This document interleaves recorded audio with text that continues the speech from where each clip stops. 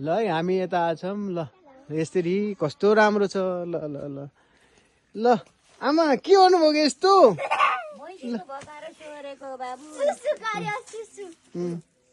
सुसु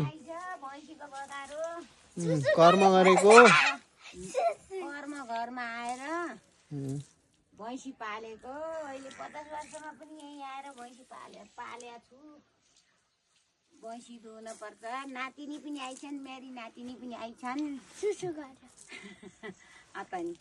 नातिनी पनि आइछन् इस्कुस फलेको छ घरमा तरकारी छ सबै छ मेरो नातिनी छन् बाबाको जन्म घर हेर्न आइछन् हेलो